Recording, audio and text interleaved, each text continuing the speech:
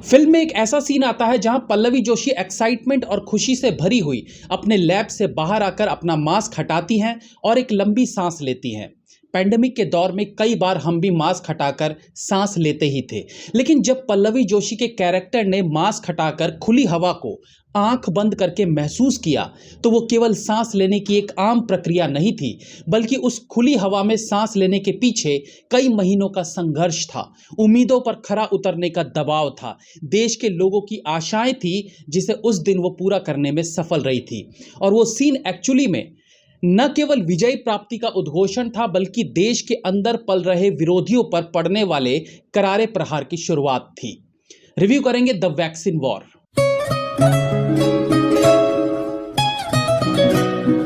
The vaccine war की कहानी pandemic काल के दोनों पहलुओं को दिखाने का काम करती है। यानी यहाँ फिल्म मेकर वो नेगेटिव साइड भी दिखाते हैं जिन पर हमारे यहाँ के नामी ग्रामी फिल्म मेकर्स फिल्में या वेब सीरीज बनाकर ऑस्कर जीतने तक का सपना बुन चुके थे।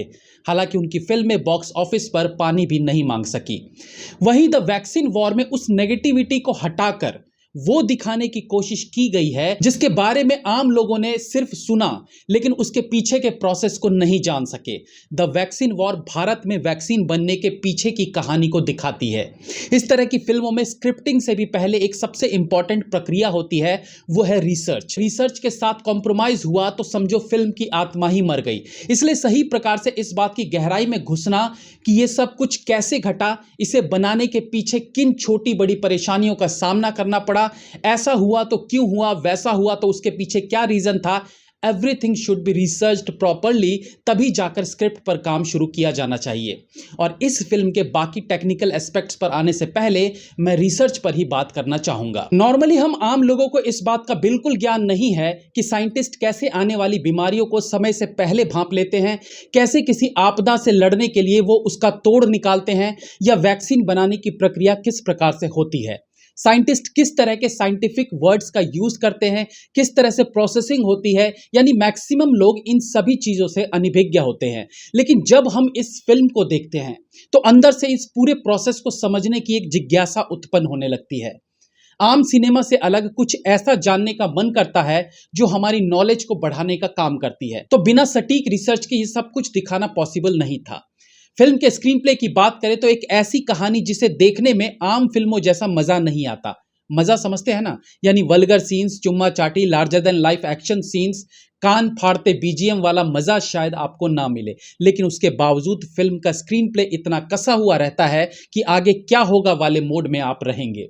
जब साइंटिस्ट पर उनके chief Nana Patekar fast results के लिए अपने शब्दों और एक्शन का प्रयोग करते हैं तो फिल्म देखते हुए वो मानसिक दबाव दर्शक भी महसूस करते हैं, क्योंकि उन सीन्स में एक्शन और डायलॉग का इस तरीके से मिश्रण किया गया है कि वो काफी इफेक्टिव लगते हैं। मीटिंग रूम्स में रिलैक्स्ड माहौल हो या टेंशन से भरा एनवायरनमेंट, उसे बेहतरीन तरीके से दिखाने की कोशिश की गई है जिसमें फिल्म मेकर सफल भी रहते हैं। तो स्क्रीन प्ले में इतनी बारीकियां देखने को मिलती है जिसके कारण सीन्स बेहतर तरीके से उभर कर आते हैं। एक्टिंग पर चर्चा करें तो निसंदेह सबसे पहले नाना पाटेकर से शुरुआत करना चाहूंगा।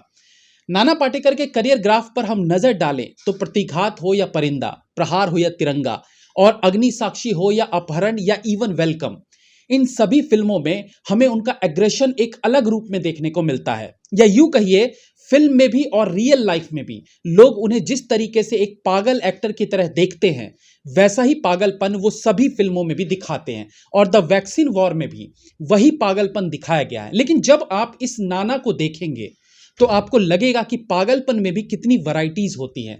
और एक कलाकार जब मिलते जुलते किरदारों में भी वैरायटी ले आए, इतना डिफरेंस ले आए कि पिछला किरदार और अगला किरदार का कोई मेल ही ना हो, तो समझो आप एक्टिंग में एक बहुत ऊंचे स्थान प्राप्त कर चुके हैं। नाना पाटेकर की डायलॉग डिलीवरी के हम शुरू से कायल रहे हैं, खासकर उनके मोनोलॉग्स या एग्रेशन से भरे डायलॉग्स। लेकिन यहां नाना के दोनों रूप देखने को मिलते हैं। जहां वो एग्रेसिव होकर अपना काम निकालना चाहते हैं, वहीं कई बार उनके किरदार और संवादों में वो ठहराव नजर आता है जिसे पर्दे पर इस प्रकार से उतार देना आसान काम नहीं रहता। उनकी बॉडी लैंग्वेज, उनके जेस्चर्स, उनके फेस एक्सप्रेशंस उनके किरदार को जीवंत बनाते हैं। इनके अलावा पल्लवी जोशी, जो अगेन एक साइंटिस्ट ही बनी है, उनके किरदार में भी कई तरह की सतहें देखने को मिलती हैं। फिल्म में उनके किरदार में दो तरह की भावनाएं दिखाई गई हैं। एक जो अपने सीनियर के रूड बिहेवियर से चेहरे पर आ जाती है, वो चाहे रिजाइन करने वाली बात पर गुस्से के रूप में हो या फिर चीजें मन मुताबिक ना होने पर कसमसाहट के रूप में हो।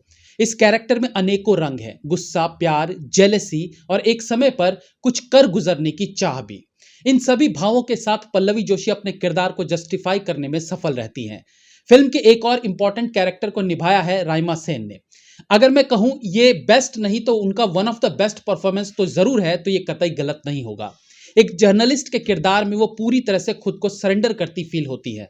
उनका सवाल पूछने का तरीका, उनके अंदर पल रहे षड्यंत्रों पर उनकी मुस्कान आदि उनके चरित्र का भली प्रकार से विश्लेषण कर जाती है। बाकी के एक्टर्स में सप्तमी गौड़ा, अनुपम खेर, निवेदिता भट्टाचार्य, मोहन कपूर आदि सब अपने किरदार में अच्छे लगे हैं। कैमरा वर्क की बात करें तो शुरुआत के सीन में एक जगह मुझे ऐसा फील हुआ कि उस पर्टिकुलर सीन में कैमरा कुछ ज्यादा ही शेक कर रहा है और उस सीन में शेकी कैमरा वर्क की जरूरत भी महसूस नहीं होती। तो आई एम नॉट श्योर कि ये एक मिस्टेक था या डायरेक्टर का कुछ और विजन था जो एटलीस्ट मुझे समझ नहीं आया। फिल्म में कुछ टेंशन वाले सीन्स हैं जिसमें लो एंगल में कैमरे को फॉलो करते हुए कैरेक्टर्स आगे बढ़ते हैं।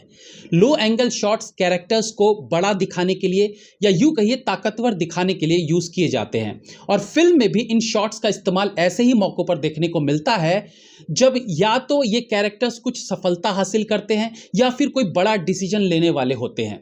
फिल्म में कोई गीत नहीं है, लेकिन कोरस में कुछ मंत्रों का प्रयोग सीन को एक अलग नजरिए से दिखाने का काम करती है।